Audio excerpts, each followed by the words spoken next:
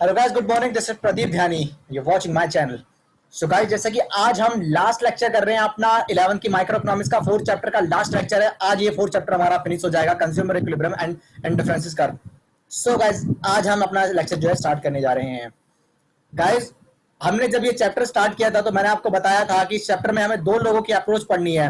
एक तो हमें अल्फ्रेड मार्शल की अप्रोच पढ़नी है, जिसको हमने कहा था कार्डिनल अप्रोच, और एक हमें पढ़नी है जे आर एक्स की, जिसको कहा था ऑर्डिनल। हमने जे आर अल्फ्रेड मार्शल की जो अप्रोच है वो पूरी अप्रोच हम पढ़ चुके हैं। अल्फ्रेड मार्शल की जो अप्रोच है वो हम पूरी पढ़ चुके हैं।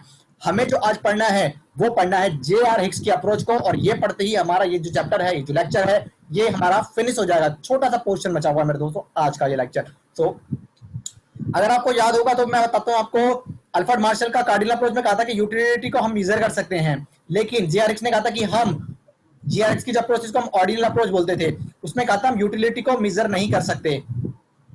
और हमने पढ़ा था सिंगल कमोडिटी का और डबल कमोडिटी का अल्फ्रेड मार्शल में। ये सब चीज हम पढ़ चुके हैं। अगर आपको कोई डाउट हो तो आप मुझे इससे पहले वाले जो है लेक्चर यूट्यूब पर डले हुए हैं मेरे चैनल पर, आप उसको देख सकते हैं। सो गाइस, 11th की बिजनेस अकाउंट सब चल रही है, आप बस आप पढ़ते रहिए। बस आप कंज्यूमर में हमें जो पढ़ना है वो हमें पढ़ना है ऑर्डिनल अप्रोच, यानी आरआईसी का।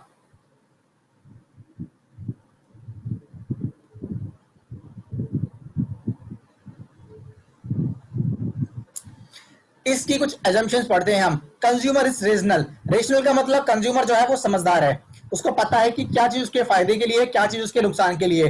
Consumer is rational. कंज्यूमर को पता है क्या उसके फायदे के लिए है, क्या चीज उसके नुकसान के लिए है।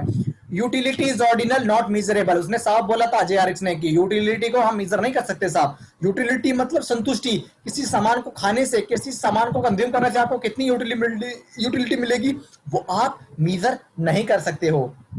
कंज्यूमर हैज मोनोटोनिक प्रेफरेंस, यानी वो पसंद कर सकता है, क्या पसंद क्या ना पसंद वो कंज्यूमर के हाथ में है। Income of consumer is fixed. Consumer की जो इनकम है वो फिक्स्ड है। Consumption of both goods must be there, यानी कंजम्पशन दोनों गुड्स की होनी चाहिए, यानी कोई भी जीरो नहीं होना चाहिए। भले कम हो, लेकिन दोनों जो गुड्स है, जो दो गुड्स है, उनकी कंजम्पशन क्या होनी चाहिए, होनी चाहिए। किसी भी की जीरो नहीं होगी, ध्यान रखना। Consumer is rational. Utility is ordinal, not measurable. Consumer has monotonic preference. Income of consumer is fixed. Consumption of both goods must be there. Equilibrium condition. अब कहां पर ये पॉइंट हमारा इक्विलिब्रियम होगा? ये कह रहा है कि जो हमारा पड़ता है ना MRS X Y is equal to P X P Y, जहां पर ये दोनों कंडीशंस अगर बराबर हो जाए तो वो पॉइंट मेरा इक्विलिब्रियम पॉइंट कहलाया जाएगा। और M R S X Y is equal to M R E, यानी marginal rate of substitution is equal to marginal rate of expectation, ये बराबर हो। Point where budget line tangent to IC, या तो जो जहां पर बजट लाइन टेंजेंट हो, इस पॉइंट को कहते हैं। हम आगे फिगर देखेंगे। दूसरी एजम्पशन, दूसरी कंडीशन क्या है कि एमआरएस इज डिमिनिशिंग। तो पता है आपको ऊपर से नीचे क्या डिमिनिशिंग करता है। मार्जिनल रेट ऑफ सब्स्टिट्यूशन देख रहे हो आप, कम होता जाता है, इसलिए गिरता है ये। IC should be convex to the origin. Convex मतलब ये वाला फिगर जो होता है कॉन्वेक्स होता है। जो फिगर इस तरीके से बनता है उसको कॉन्वेक्स कहते हैं हम।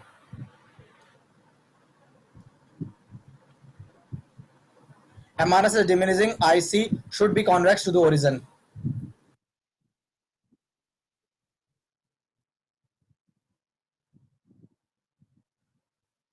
एक डायग्राम देखिएगा मेरे दोस्तों। ये गुड वाई हो गया, ये गुड एक्स हो गया। ये जो लाइन सीधी सीधी सीधी लाइन जो जा रही है हमारी, ये वाली लाइन, ये जो लाइन जा रही है हमारी, ये मेरी बजट लाइन है। और मान लीजिए मैंने 3 आईसी बनाया। एक ये वाला मेरा जो आईसी है ना, ये वाला आईसी मेरा, ये वाला जो है, ये वाला, ये जो है, ये मेरा एक ये आईसी हो गया। एक ये मेरा आईसी कर्व हो गया, ये मेरा आईसी कर्व हो गया। इस पर डिफरेंट पॉइंट्स हैं।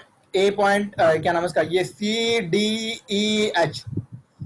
तो जो मेरा इक्विलिब्रियम पॉइंट होगा ना मेरे दोस्तों, ये वाला पॉइंट होगा जहां पर आप देख रहे हैं ना बजट लाइन और मेरा आईसी कर्व आपस में मैच हो रहा है। बजट कर्व और मेरा आईसी लाइन जो मेरा कर्व हो रहा है, मैच हो रहा है, टेंजेंट हो रहा है, वो मेरा कहलाया जाएगा इंडिफरेंस पॉइंट। इसके अलावा ये जो पॉइंट्स होते हैं ये क्या होते हैं, ये अब हम समझेंगे। नीचे मेरा कुछ नोट्स बने हुए हैं।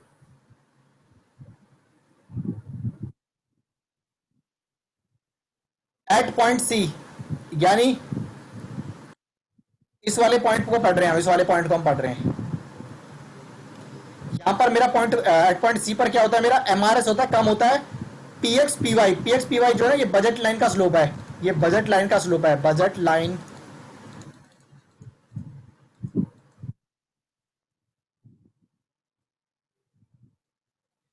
बजट लाइन का स्लोप है. It implies that the consumer is willing to sacrifice more units of good Y for each addition of Vietnam. It implies that consumer is willing to sacrifice. Consumer तैयार है sacrifice करने के लिए good Y का for each additional unit of X. यानी X का आप additional unit बढ़ाएंगे तो Y तैयार है sacrifice करने के लिए. आपको पता है कि अगर आप एक को बढ़ाओगे तो दूसरे को आपको कम करना पड़ेगा. That what market requires, due to which he will increase the consumption of good X. यानी good X की consumption को बढ़ा सकता है and reduce that of Y. Y की कम करेगा तभी तो X की बढ़ाएगा वो. This leads to fall in the utility of good X and finalize MRS start falling till the time MRS is equal to PX PY. क्योंकि हमें इस पॉइंट पर पहुंचना है.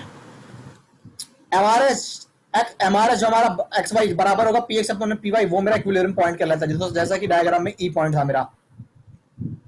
और एट पॉइंट डी यानी इस वाले पॉइंट पर पढ़ेंगे हम. ये वाला जो पॉइंट है इस वाले पॉइंट पे पढ़ेंगे हम एट पॉइंट डी पर.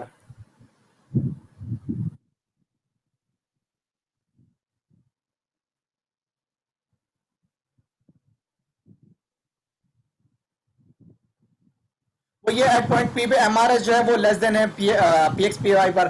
तो ये implies that consumer is willing to sacrifice less unit of good Y. यानी यहाँ पर गुड वाई को कम करेगा और गुड एक्स को ज्यादा करेगा. और at point H is desirable, it lies on IC3 but it is not attainable because it is beyond the budget. क्योंकि ये बजट लाइन के ना बियॉन्ड है. एच पॉइंट जो है बियॉन्ड है, मतलब पार है बजट लाइन की. तो ये डिजायरेबल हो नहीं सकता. मतलब हम चाहते हैं कि ये वाला लेवल आए लेकिन कभी आ नहीं सकता ये, क्योंकि ये बजट लाइन के पार है. The consumer will attain equilibrium at point E. मैंने कहा था आपको where budget line is tangent to IC and it is only combination which consumer is willing and is able to buy. At point E, MRS XY is equal to PX PY. तो कहने का मतलब simple सा है, जो ये मेरा point E होगा, जो ये मेरा पॉइंट E होगा, इस पर मेरा MRS XY बराबर में PX is equal to PI. यानी यहां पर मेरा कंज्यूमर इक्विलिब्रियम होगा एज पर JR हिक्स की ऑर्डिनल अप्रोच के अकॉर्डिंग. यही लेक्चर था आज का. छोटा सा टॉपिक बचा हुआ था जो मैंने आज कंप्लीट करा दिया. अब एक बार हम दोबारा से रिवाइज कर लेते हैं. हमने दो अप्रोच पढ़ी थी इस लेक्चर में. पहला था अल्फ्रेड मार्शल की कार्डिनल अप्रोच जो कहते हैं कि यूटिलिटी को मेजर किया जा सकता है. उसके बाद हमारा JR हिक्स की जो बोलते हैं कि यूटिलिटी को मेजर नहीं किया जा सकता. अल्फ्रेड मार्शल में हमने पढ़ा था सिंगल कमोडिटी होगी तो कैसे हम कंज्यूमर इक्विलिब्रियम पर पहुंचेंगे, डबल कमोडिटी होगी तो कैसे इक्विलिब्रियम पर पहुंचेंगे. JR हिक्स ने कहा था कि ऑर्डिनल अप्रोच थी. JR हिक्स ने कहा था कि यूटिलिटी को हम मेजर नहीं कर सकते, यूटिलिटी को मेजर नहीं कर सकते, ये कहा था हमारे JR हिक्स जी ने.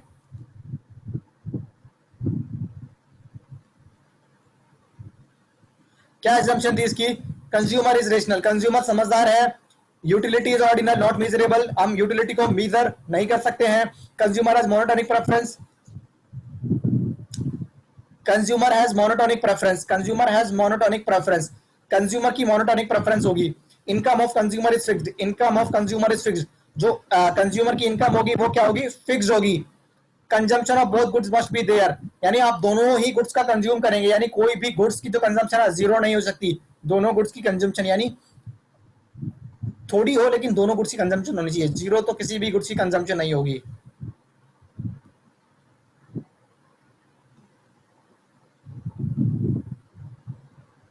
इक्विलिब्रियम कंडीशन सिंपल सा है कि MRX XY जो है बराबर होना चाहिए PX PY के.